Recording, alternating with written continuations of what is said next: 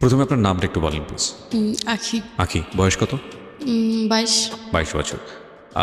আপনার সন্তানকে কোলে নিয়ে আপনি স্টুডিওতে বসে এই মুহূর্তে গল্পটা বলছেন। ওর বয়স কত? ওর বয়স 1 বছর 5 5 মাস। মাস। কি নাম ওর? আয়াজ। আয়াস। আয়াজ রহমান। আয়াস রহমান। আয়াস। জি। আয়াস রহমান। ওকে। তো জন্ম জেলা কোথায় আপনার? মানে কোন? সাভার। সাভারে আপনি জি। জন্মগ্রহণ করেছেন। বর্তমানে থাকছেন কোথায়? উত্তরা। উত্তরা। ঠিক আছে, শুরু করুন প্লিজ। যেখান থেকে বলতে ইচ্ছে করে। পুরো 22 বছরের গল্পটাই শুনতে চাই। আমার 2013-র ঘটনা। আমি তখন স্কুল 4-এ পড়ি। ক্লাস 4-এ পড়ে? জি, ক্লাস আচ্ছা। 4-এ পড়ি। বাবা কি করতো আপনার? বাবা কিছু করতো না, দোকান ভাড়া পেতো, ওখান থেকেই সংসার চলতো। আচ্ছা আচ্ছা। কয় ভাই বোন আপনারা? আমরা তিন ভাই 3 বোন। 3 ভাই 3 বোন। ওকে। আমার বাবা 2টা বিয়ে করছে। আমরা ছোট সংসারের। ছোট সংসারে। ওকে, বলো। আর ভাইগুলো সব বড় সংসারের। ওকে। খুব চঞ্চল ছিলাম আমি, এর জন্য আমার লেখাপড়াটা হয়নি। এখন লেখাপড়া হয়নি, পরে বাসায় ছিলাম প্রায় অনেক দিনই। আচ্ছা। পরে একটা বিয়ের কথা আসলো। ক্লাস 4-এ থাকতেই? হ্যাঁ, ক্লাস 4 থাকতে। তখন তো বাদ দিয়ে দিয়েছি পড়াশোনা। আচ্ছা। বিয়ের কথা আসলো। ছেলে একটু প্রতিবন্ধী, পায়ের সমস্যা আছে। পরে বাবা মেনে নিল। বিয়ের ডেটও ঠিক হয়েছে কোরবানি ঈদের পরে, মানে একটু লং টাইম ডেটে দিয়ে ফেলছে। পরে দেওয়ার পরে আরেক জায়গার থেকে বিয়ের কথা আসলো। বাবা আরেকজনকে আরেক জায়গায় একটা মেয়ে দেখাতে নিয়ে যাবে। পরে বাবা চিন্তা করলো ওই জায়গায় মেয়ে না দেখে আমার মেয়েটা আসছে। ছেলে আবার সিঙ্গাপুরে থাকে, ভালো। তার ফ্যামিলি একটু ছোট ধরনের, সে একটু সিঙ্গাপুরে থাকে, ভালো টাকা ইনকাম করে। এখন তার সাথে আমার কথা বলা দিল। কথা বলার আগে ওই যে লোকের সাথে আমার বিয়ের কথা ছিল, আমার বাবা একটু চালাকি করে আমার ভাবিদের ধারায় ওনাকে বাদ দিয়ে দিয়েছে। আমার এঙ্গেজমেন্টের কথাও ছিল। আচ্ছা। তাকে বাদ দিয়ে দিয়েছে। তারপর যাই হোক উনি চলে গেছে। উনি খুবই কান্নাকাটি করছে, আমাকে বিয়ে করবি। এই প্রতিবন্ধী ছেলেটা? হ্যাঁ, আচ্ছা আমাকে বিয়ে করবি। আচ্ছা আচ্ছা। তাদের অবস্থা অনেক ভালো ছিল। আচ্ছা। এখন বাবার তো রাগ, সে ওই ছেলেকে দিয়ে বিয়ে দিবে। প্রতিবন্ধী ছেলেকে দিই? না, সিঙ্গাপুরে যে ছেলেটা থাকে সে ছেলেটা, আচ্ছা। ওই ছেলেটা দিয়ে বিয়ে দিবে। এখন ছেলেটা সব কিছু ঠিকঠাক করলো। আমার মা আবার বাবার সাথে রাগ করে চলে গেছে। মা কথা বলতো, ঠিক হয়েছে, ভালো ফ্যামিলি যদি হয়ে থাকে তাহলে বিয়ে দেখ, কোনো সমস্যা নেই। বিয়ে হলো। তারপরে আমার বিয়ের 18 দিনের মাথায় উনি সিঙ্গাপুরে চলে যায়। আচ্ছা। এই 18 দিনে ভালো মতো ওনার সাথে আমার মেলামেশা হয় নাই। চলে যায়। চলে যাওয়ার পরে আমি তখন আসলে অনেক কিছুই বুঝতাম না।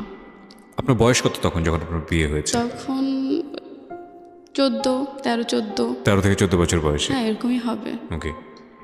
পরে বলেন তারপর। চলে গেছে উনি চলে যাওয়ার পরে ভালোই ওনার ফ্যামিলির সাথে আমার ভালোই। আসলে প্রথম একটা মেয়ে অন্যের ঘরে গেলে অনেক কিছুই মেন্টেল করে চলতে হয়। আসলে তখন আমি এত কিছু বুঝতাম না। তখন একটু মজার ভিতরে ছিলাম, একটু আনন্দের ভিতরে ছিলাম। কথাবার্তা চলতেছে, ছেলে তো সিঙ্গাপুরের, ভালোই হবে, একটু বাবার বাড়িতে আসা যাওয়া। পরে উনি আবার আসলো। ওনার সাথে আমার ফোনে কথাই হতো। আচ্ছা। ভিডিও কলে কথাই হতো। পরে উনি আবার আসছে, আবার গেছে, এরকম 2বার করে উনি 2 থেকে 3 মাসের টাইম নিয়ে আসতো। আচ্ছা। ফার্স্ট হাজব্যান্ডের সঙ্গে বয়সের ডিফারেন্স কত ছিল আপনার? ওনার বয়স 30। 30, আপনার তখন 14। মানে আপনার ডাবলেরও বেশি? হ্যাঁ। ওকে। উনি একটু কালো ছিল। ওকে। আমি তো তখন ছোট ছিলাম, তো আমি ভালোই সুন্দর ছিলাম। আসলে আমি বললাম না, আমি এত কিছু বুঝতামও না, কি করলে কি হবে, কি বললে কি হবে, না, খুব স্বাভাবিক। এত কিছু বুঝতাম না। আর আমাদের ফ্যামিলিতে এরকম একটা জিনিস, আমাকে অনেক কিছুই বুঝতাম না। আমার ফ্যামিলির থেকে আমাকে অনেক কিছু বলে নাই। ভয় পেলে কি হবে, কেউ একটা কথা বলে কি উত্তর দিতে হবে, এগুলো আমাকে মানে কখনো সাংসারিক শেখায় যে জ্ঞানের প্রয়োজন সেগুলো কখনোই না, শেখানো হয়? কখনোই না। আচ্ছা। মা কখনো বলে নাই এই ওদিকে যাবা না তুমি। আচ্ছা। নিজের এনজয় মতো সবকিছুই করতাম, নিজের মতো করে এদিকে করা। যেতাম, ওদিকে যেতাম, সবকিছু করতাম। উনি আসলো, আসার পরে ভালোই সংসার করার পরে উনি আবার চলে গেছে। চলে যাওয়ার পরে একটা মেয়ে আসছে সিঙ্গাপুর থেকে। মেয়েটা ভালোই বয়স হবে, কত হবে, 18, 19, 20-এর বয়স হবে। উনি আসার পরে আমাদের বাসায় আমার নাম জিজ্ঞেস করতেছে, আমি কে আসি বিষয়। পরে আমার শাশুড়ি বললো ও তো সোহেলের ওয়াইফ। পরে বলতেছে ও সোহেলের ওয়াইফ, এ নিয়ে একটু মানে ওনার দিয়ে দেখলাম উনি একটু মন খারাপ করছে। ওরে জিজ্ঞেস করলাম, কে আপনি? মা বলতেছে, আমাদের বাসায় ছিল মেয়েটা আগে ছিল, আমরা অনেক যত্ন করছি মেয়েটার কেউ ছিল না, আমাদের বাসায় ছিল, আমাকে ফুপি বলে ডাকে। আমি সোহেলকে ফোন দিছি, আমাদের বাসায় একটা মেয়ে আসছে, মেয়েটা কে? বলে মেয়েটা তো এরকম এরকম আমার সাথে ছিল, আমার সাথে ভালো সম্পর্ক, এই সেই। আমার মন মেজাজ খারাপ হয়ে গেছে, মেয়েটা আমার বাসায় কেন আসছে? তুমি বিবাহিত, এটা জেনেও কেন আসছে? না আসতে পারতো। ওর মেয়েটাকে ফোন দিলাম, আপনি আমার সাথে দেখা করেন, কোথায় আসবেন, ক্যাশে। আর এর ভিতরে ও আমাকে অনেক কথাই বলে ফেলছে, ওর পার্সোনাল যে কথাগুলো আমাকে বলে ফেলছে। মেয়েটা দেখা করবে না, কিছু ও মানা করে দিছে, দেখা করো না, দেখা করলে ওইটা অনেক দুষ্টু, অনেক রাগারাগি করতে পারে। আসলে খুব রাগ ছিল তখন আমার। পরে মেয়েটা দেশের বাড়ি চলে যায়, আসার পর ওনার বাসায় আমার দেখা করার কথা ছিল। বাসায় না, আমি একটু রেস্টুরেন্টে দেখা করার চেষ্টা করেছিলাম, হয়নি। পরে যাই হোক, ওনার বাসায় আমার দেখা করেছি, করার পরে কথা বললো, আপনি কেন আমার বাসায় গেলেন, কী উদ্দেশ্যে? বলে দেখলাম আমার থেকে সোহেলের ওয়াইফ সুন্দর কিনা, আসলে অনেক সুন্দর। আমি বলি সুন্দরে অসুন্দর কোনো প্রশ্ন ওঠে না। পরে আবার বলতে, তোমার হাজব্যান্ডের সাথে তো আমি ছিলাম বলতে আপনি কথাগুলো কীভাবে বলতেছেন? আপনার সাথে আমি ভালো মতো দেখা করতে আসছি, আপনি কেন এই কথাগুলো আমাকে বলতেছেন? বলে হ্যাঁ, সিঙ্গাপুরেও তো আমি তোমার হাজব্যান্ডের সাথে থাকেন। পরে খুবই ঝগড়া হয় ওনার সাথে। ঝগড়া হওয়ার পর আমার হাতে অনেক টাকা ছিল। বাবার বাড়ি যখনই যেতাম বাবা টাকা দিত। হাজব্যান্ডের কাছে কখনোই টাকা পেতাম না বলতে, সে তো বাহিরে থাকতো, আর বাহিরে থেকে কখনোই টাকা পাঠাতো না। একবার পাঠিয়েছে উনি টাকা, 5,000 না কত জানি। বাবা এই সব কিছু আমাকে দেখাশোনা করতো, টাকা দিত, কাপড় চোপড় কিনে দিত। পরে ওই টাকা দিয়ে আমি অনেকগুলো ঘুমের ট্যাবলেট খেয়ে ফেলি। কয় পাতা হবে, 5-6 পাতা হবে। আমি বাসায় আসার পর আমার যে হাজব্যান্ড, তার মামতো ভাই বলে দিছে, ভাবি তো ওই বাসায় গেছিলো, ওই মেয়েটার সাথে ঝগড়া করছে। তারপর আমরা ওনাকে বাসায় পাঠায় দিছি। এই কথাটা আমার শ্বশুর আর শাশুড়িকে এসে বলছে। ঘরে আবার ছোট ভাইয়ের বউ ছিল, ওনাকেও এসে বলছে। বলার পর ওই যে আমি যে ঘুমের ট্যাবলেট নিয়ে আসছি, আমি খাবো, আমার নিয়ত খারাপ, কেন আমি এগুলো শুনবো? আমি তাকে বিয়ে করছি, আমি কেন এগুলো শুনবো? আর আমি তো প্রেম করে বিয়ে করিনি, আমার বাবা আমাকে দিচ্ছে। পরে রাত্রে অল্প কটা ভাত খেয়ে আমি আর আমার শাশুড়ির সাথে কেউর সাথে কথা বলি নাই। অনেকগুলো অল্প একটু ভাত খেয়ে ঘরে চলে গেছে। আর আমাদের ওই ঘরটা ছিল কি টিনের ঘর। আমার বাবার বাড়ির অবস্থা ভালো, তাদের বাসায় এসে আমি ঘুমাইতেও পারতাম না, কিচ্ছু না। টিনের ঘর, একটু দরজাটা ধাক্কা দিলেই খুলে যেত, এরকম অবস্থা ছিল। পরে অনেকগুলো ঘুমের ট্যাবলেট খেয়ে ফেলি সেদিন রাত্রে আমার মনে আছে, এখনও মনে আছে, আমি রাত্রে অনেকবার বমি করছি। আচ্ছা। ওনাদের কলপারে যে বমি যখন করছি, তখন যে ট্যাবলেটগুলো খাইছে অনেকগুলো বের হয়ে গেছে।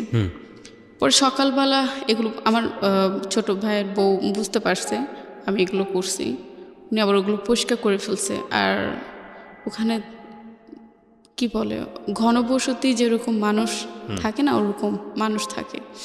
এখন এক কথা শুনলে তো আরেক কথা হবেই, এটা স্বাভাবিক। একজনে বলে আমি নেশা করছি, আরেকজনে বলে এটা করছি সেটা করছি।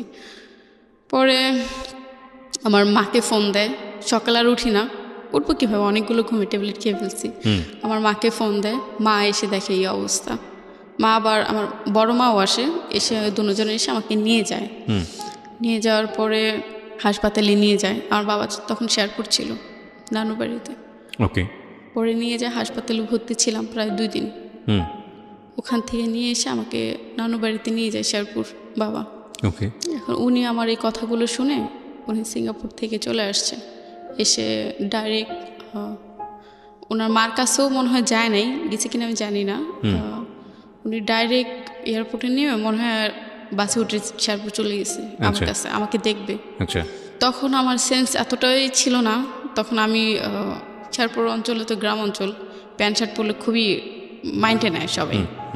এখন আমি না আমি সবগুলো কাপড় ছিঁড়ে ফেলছি, এই যে অসুস্থ ছিলাম তখন সেন্স ছিল না, তখন সবগুলো কাপড় ছিঁড়ে ফেলছে। আমাকে আবার প্যান্ট শার্ট পরা আমি খুবই পছন্দ করতাম, এখনও অনেক পছন্দ করি, দেখলে আমার খুবই আফসোস লাগে।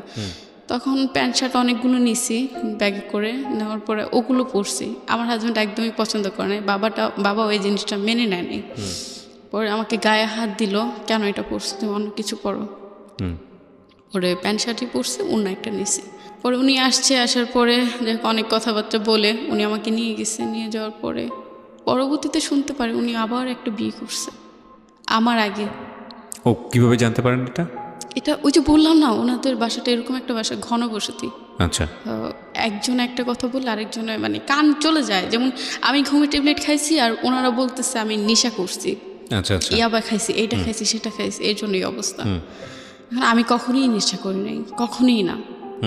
শুনতে পারি ওনার একজন ওয়াইফ ছিল, ওনারা চালাকি করে ওনাকে বাদ দিচ্ছে অনেক বছর আগের কথা। পরে সোহেলকে জিজ্ঞেস করলাম এটা কেন, মানে কেন করছো, আমাকে বলতে পারতাম, আমার ফ্যামিলিকে বলতে পারতাম তোমার ওয়াইফ আছে, বিয়ে করছিল, বা মানে আগে একটা বিয়ে করেছিল সে, হ্যাঁ সেটা বলে আমাকে নিতে পারতো, বা আমাকে আমার ফ্যামিলিকে জানাতে পারতো। পরে আমার ফ্যামিলিকে এসে বললাম বাবা এই ঘটনা, আপনারা কিভাবে দিলেন, এটা কিভাবে সম্ভব। বাবা আর কিছু বলেন। আর বাবা খুবই রাগী ছিল আমাদের বাসায়, বাবাকে অনেক ভয় পেত সবাই। পরে ওনার সাথে ওই যে মেয়েটারে যে আমি গায়ে হাত দিছি, এই মেয়েটার যে সোহেলকে উল্টাপাল্টা কথা বলছে, বলে এরপরের থেকে সোহেল আমার সাথে আর যোগাযোগ করে না, কথা বলে না। আমি একটু চকলেট একটু আইসক্রিম খেতে খুবই পছন্দ করতাম হিসাব ছাড়া। উনি কী করতো, অন্য মেয়েদের বাংলাদেশে অন্য মেয়েদের তার সাথে খুব ভালো রিলেশন ছিল, সেই মেয়েদের ভিসা পাঠাইতো সিঙ্গাপুরে যাওয়ার জন্য। আচ্ছা। চকলেট পাঠাইতো, চকলেট পাঠায় ছবি তুলতো, মেয়েটা চকলেট খেত আর ছবি পাঠাইতো আমার কাছে।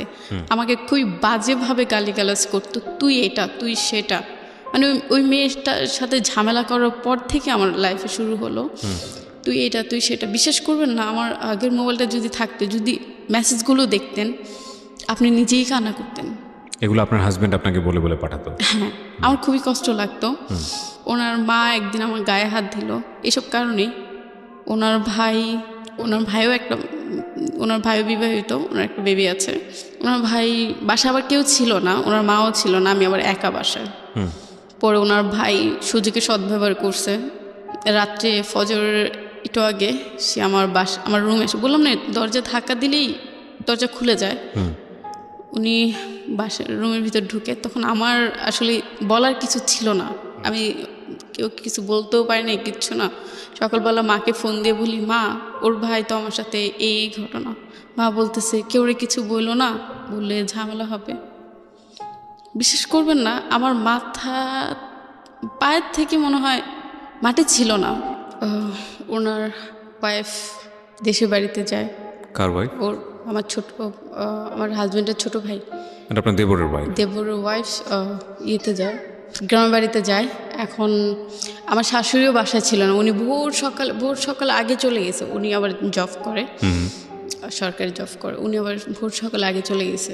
যাওয়ার পরে আমি আবার মানে টয়লেট থেকে এসে দরজা ভালো মতো আটকে নেই, কিছু না, ভাবছি সকাল হয়ে যাবে সবাই উঠবে। আপনার হাজবেন্ডও কি তখন দেশের বাইরে? হ্যাঁ, দেশের বাইরে ছিল। তখন যে কৌশল আমার রুমে ঢুকে সে আমাকে বলতেছে, ভাবি চার্জারটা দেন। ওরা আমি অনেক বিশ্বাস করতাম, একসাথে ওর ওয়াইফের সামনে একসাথে সাইডে শুয়ে টিভি দেখতাম। আমার পুরো মানে আমার শাশুড়ি আমার শ্বশুরের সামনে করতাম, শুয়ে টিভি দেখতাম। ওর মেয়ে ছিল, মেয়েটা বুকে নিয়ে টিভি দেখতাম। এখন সে বলতেছে, ভাবি চার্জারটা দেন। আমি শুয়ে আছি, দরজাটা ধাক্কা দিয়ে তুমি চার্জারটা নিয়ে যাও। পরে চার্জার নেয় নাই সে রুমে ঢুকেই আমাকে মুখ চাপ দিয়ে বাজে একটা। আমি ইন ডিটেইল নিতে চাচ্ছি না, সামহাউ যে ঘটনাটা ঘটেছে। তারপর সে বিশ্বাস করবে না, মানে আমি কখনই ভাবি নাই ও আমার ছোট ভাইয়ের ভাই, ওরা আমার নিজের ভাইয়ের মতো দেখতাম। কিছু একসাথে ঘুমাতাম, একসাথে কথা বলতাম। এরকম একটা ঘটনার পর আপনি কি করলেন? এরকম একটা ঘটনা ঘটে যাওয়ার পরে তখন মাকে বললাম, মা এই ঘটনা, সে তো আমার সাথে এটা করছে। মা বলতেছে কেউ বলার দরকার নাই, বললে তোমার সংসার টিকবে না। পরে ঘুমিয়েছিলাম অনেকক্ষণ, খুবই কষ্ট পাইছি। আবার সেদিন আবার আমার হাজব্যান্ডের জন্য গরু মাংস পাঠানোর কথা ছিল মানে কোন বাইরে, কোন দেশে থাকতো? সিঙ্গাপুরে সিঙ্গাপুরে। কথা ছিল ওনার জন্য গরু মাংস রান্না করো। তখন আমার শাশুড়ি বলতেছে, কি হয়েছে, এরকম শুয়ে থাকলে হবে, যাও বাজার থেকে গরু মাংস কিনে নিয়ে আসো, অল্প আছে আরও নিয়ে আসো। আপনি শাশুড়িকে বলেছিলেন এই ঘটনাটা? আমার মা বলেছিল। আপনার মা বলেছিল, রেসপন্স কী ছিল? কোনোটাই না, বলতেছে আমার ছেলে আসুক, আমার ছেলেকে জিজ্ঞেস করব। ছেলে তো ছিল না রাত্রে বাসায়, সে তো কোথায় যেন চলে গেছে, এটা আমার শাশুড়ি বলতেছে। বলার পরে আমার মা বলল, আপনার ছেলে এরকম একটা কাজ করছে, কাজটা ঠিক করছে ভাবেই। বলতেছে আসুক আমার ছেলে, আমি জিজ্ঞেস করি। সকালে উঠে গরু মাংস আনতে গেছি, চিলাচিলিতে গরু মাংস আনতে গেছি, পাই নাই। বাসায় এসে বাসা থেকে তখনই বের হয়ে গেছি। বের হয়ে আমি দক্ষিণখান থানায়, উত্তরা থানায় গেছি, দক্ষিণখান থানায় গেছি। পরে সব কিছু খুলে বললাম। মানে থানায় গেছেন মানে কি আপনি কেস করার জন্য? হ্যাঁ। এই সিদ্ধান্তটা আপনাকে কে দিয়েছিল? আমার নিজের, আমি আমার হাজব্যান্ডকে বলছিলাম। আচ্ছা, বলার পরে এই ঘটনা তোমার ভাই এটা করেছে, বলে তুমি আমার ভাই বলে কেউ নাই, তুমি মামলা করতে পারো বা কিছু করতে পারো। উনি আপনাকে ইন্সপায়ার করেছে? Very good, excellent. খুবই কষ্ট লাগছে কি জন্য, তার ভাই সে কিছু না বলে সে আমাকে বলে মামলা করতে, খুবই কষ্ট লাগলো। না না, এটা তো আমি মনে করি যে সে আপনাকে ভালো সাজেশন দিয়েছে। প্রথম কথা হচ্ছে বলবো তো পরে, আগে মামলা করুক, আইনি অ্যাকশন আগে নেই, কারণ আইনি অ্যাকশন আনলে তো এগুলো প্রুফ থাকবে না। ঠিক আছে, আপনার কাছে আপনি হয়তো বিষয়টাকে কীভাবে দেখেছেন সেটা আপনার বিষয়, বাট আমার জায়গা থেকে আমি মনে করি যে সে আপনাকে ভালো সাজেশন দিয়েছে। হ্যাঁ দিয়েছে, ওই যে ভাই বলে কিছু বললো না, আমাকে বলছে ভাইকে কিছু বলে না, বলে থাকে মামলা করো। মামলা করো। আচ্ছা, তারপর? আমি গেলাম ওই থানায়, এবার মামলা হবে না। কেন হবে না? আপনি পুলিশকে বলেছেন যে এই ঘটনা ঘটেছে? হ্যাঁ সব বলেছি, আসলে আমি প্রমাণটা ছিল না। প্রমাণ তো পুলিশ ইনভেস্টিগেট করবে, মেডিকেল করবে, তারপরে প্রমাণ কিভাবে করবে সেটা তো আসলে। আপনি কি করেছেন ওখানে গিয়ে আমাকে একটু বলুন। ওনাকে আমি সব বলেছি এই ঘটনা, উনি বলছে কোথায়, জায়গাটা কোথায়। পরে আমি জায়গাটা বলছি এখানে, বলে এখানে না, আপনি এয়ারপোর্ট থানা যান। আচ্ছা, মানে ওই থানার মধ্যে আপনি জানেন আর কি, যে থানা এরিয়া তো অন্য থানায় চলে গিয়েছিল। হ্যাঁ, আমি জানতাম না কোন থানায় গেলে কি হবে। আচ্ছা, এটা আমি জানতাম না, যেন কখনোই ভাবিনি আমি থানায় যেতে হবে। ওকে। পরে এয়ারপোর্ট থানায় গেলাম, পরে বলতেছে এটা এখানে না, আপনি এয়ারপোর্টের ভিতরে একটা থানা আছে, আপনি ওখানে যান। আচ্ছা, তারপর? হাতে টাকা ছিল না, খুবই কষ্ট করে আমি হেঁটে হেঁটে হেঁটে হেঁটে গেছি খুঁজ করে। পরে যে অনেকক্ষণ বসেছিলাম, বললাম আপনার সাথে একটু কথা বলবো। অফিসারও বলতেছে আপনার সাথে একটু কথা বলবো। বলে কী কথা বলবেন? আমি ওনার সামনে বলা যাবে না, একটা লোক ছিল, উনি অফিসার ছিল, আমি আসলে জানি না, আমার তো ওরকমভাবে বলে নাই উনি অফিসার ছিল। এখন বলতেছে, আমি অনেকক্ষণ বসে আছি, কিন্তু লজ্জার কথা বলা যাবে না কেউ সামনে, তখন ছোট ছিলাম, বুঝতেও পারিনি। অনেকক্ষণ পরে বলতেছে, বলে উনিও তো অফিসার, আপনি বলেন ওনার সামনে কি বলতে চান। আপনি অনেকক্ষণ ধরে বসে আছেন। দুজনে কি পুলিশ অফিসার? হ্যাঁ। কোনো মহিলা অফিসার ছিল না থানাতে? ছিল না। আচ্ছা, তারপর? পরে বললাম আমার সাথে এই ঘটেছে, এই ঘটনা, আমি মামলা করতে চাই। আপনার বয়স কত? কই 14 হবে, 13-14 হবে। বলে আপনাকে বিয়ে দিছে, আপনার বাবা মাও ধরে নিয়ে যাব, আপনার শ্বশুর শাশুড়িকে ধরে নিয়ে যাবো, কিন্তু আপনি নাবালক। তখনই আমি আসলেই নাবালক ছিলাম। দুজনকে ধরে নিয়ে যাব।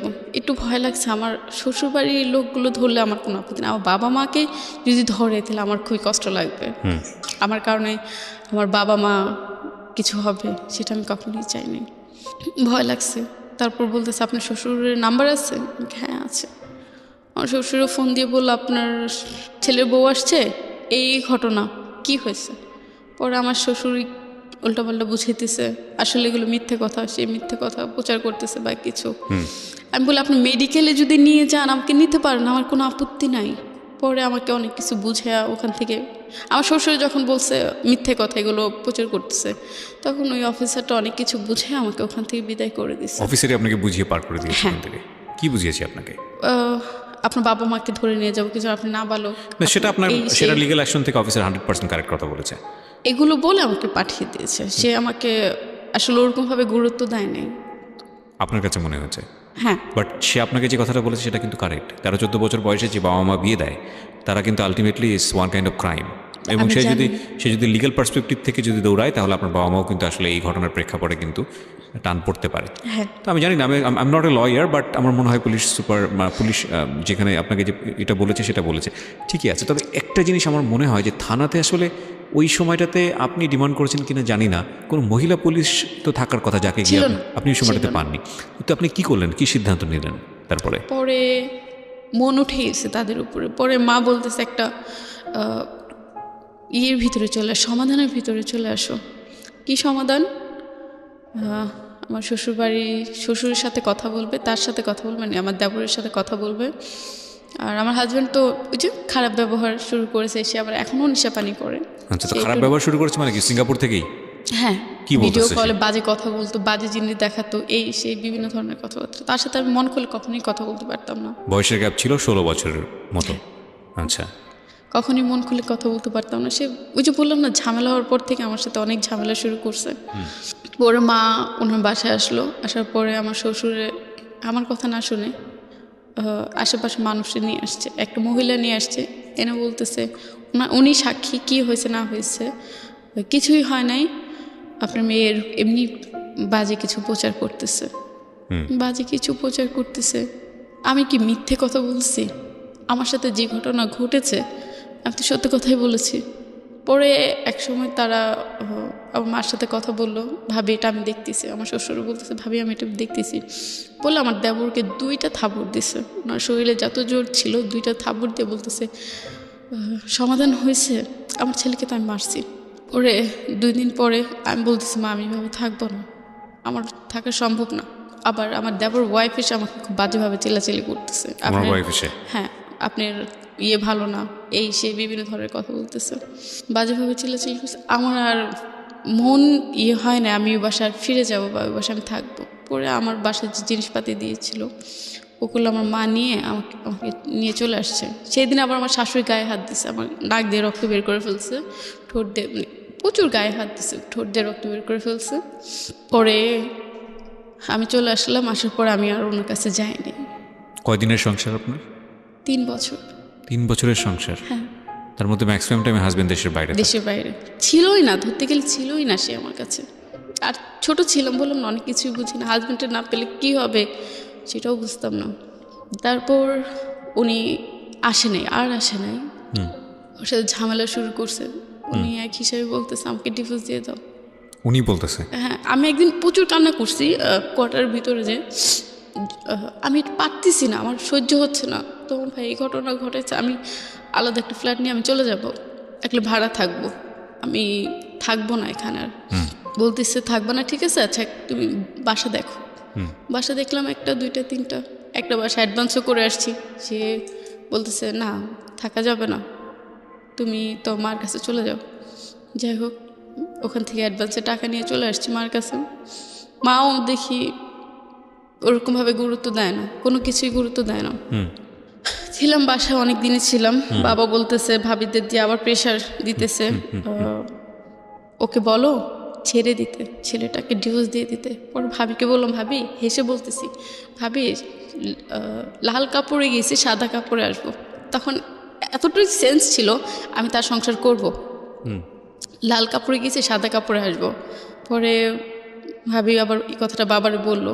ওরা অনেক দিনই বাসা ছিলাম, প্রায় 2 বছরের মতো বাসা ছিলাম। সে আসে না, কোনো রেসপন্সই করেনি? না, আসে নাই।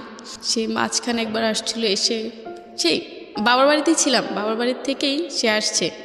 আসার পরে প্রায় 1 মাসের মতো ওনার সাথে ছিলাম। আমি বললাম রাগ করে আমি বাবার বাড়ির থেকে চলে গেছি, আমার হাজব্যান্ড আসছে, আমি কেন যাব না, আমার বাবা যেতে দিবে না। তারপর আমার রুম থেকে আরেকটা গ্যারেজে যাওয়ার জায়গা ছিল, আমার ভাবি কী করছে, পিছন দিয়ে তালাটা খুলে দিছে, তুমি তোমার হাজব্যান্ডের কাছে যাও। সে আবার যখন এয়ারপোর্টে নামে তখন আমি যেতে আমি আবার ওনাকে রিসিভ করতে গেছি। তখন উনি যখন আমার বাসায় আসতেন, বাবা অনেক রাগারাগি করে ওনার সাথে, আমার মেয়ে দিব না, এত বড় একটা ঘটনা। বাবা জানতো না, বাসায় কেউই জানতো না এই ঘটনাটা, আমার মা জানে, এছাড়া আমি দেখিনি একটা লোকও আমার ভাইয়েরাও কখনো খবর নেয় নাই বোনটা কেমন আছে। বাবা যে বিয়ে দিল, বোনটার খবর একটু জিজ্ঞেস করি, বোনটা কেমন আছে। ওনার সাথে চলে গেলাম, প্রায় ভালো দিনই সংসার করলাম। উনি আবার চলে যাবে, উনি বলতেছে তুমি আমার বাবা বাড়িতে চলে যাও, আর থাকা দরকার নেই এখানে, থাকলে ঝামেলা হয়। এর ভিতরে ওনার ভাইয়ের সাথে আমি আর কথাবার্তা বলিনি। খুব স্বাভাবিক, কিছু না, তবে একটা ঘটনা ঘটছে, কথা বলিনি। পরে একদিন একটা লোক আমাকে ফোন দিয়েছিল, সে পুলিশে চাকরি করে, একদম ছোট ধরনের পুলিশে চাকরি করে, পোস্টম্যান যাকে বলে যে সে চাকরি করে, আমাকে সে পরিচয় দিচ্ছে মানে বড় ধরনের একটা কর্মকর্তা। আমার আপু তার সাথে কথা বলছে, ভালো লাগছে। সে একটু কালো ছিল, তারপর ভালো লাগছে। সে পুলিশে চাকরি করে, আমার বোনকে হ্যাপি রাখবে, আমার বোনের কথা। আর আমার কথা হলো, আমার এত কষ্ট পাইছি, আমি তার থেকে আমি বের হতে চাই। মানে আপনি হাজবেন্ডকে ডিভোর্স দিয়ে দিবেন এরকমটা প্ল্যান করছিলেন? ওকে। মনে থেকে দিতে চাইনি, আচ্ছা। মনে থেকে দিতে চাইনি, উপরে উপরে কষ্ট লাগছে যে মামলা করতে বলছে, তারপর বাংলাদেশে এসে কোনো কথা বলে নাই। তার ভাইকে সে সাপোর্ট করছে, এই বিষয়টা তার ফ্যামিলি সাপোর্ট করছে। ও বাংলাদেশে এসেও আপনার ও ভাইকে কিছু শাসন করেনি, কিছু বলে নাই? না, ভালোই সাপোর্ট করছে। যখন সে বাংলাদেশে আসছে তখন সেও কিছু বলে নাই তার ভাইকে, কি হয়েছে না হয়েছে কোনো খোঁজ খবর নেয়নি এই বিষয়ে।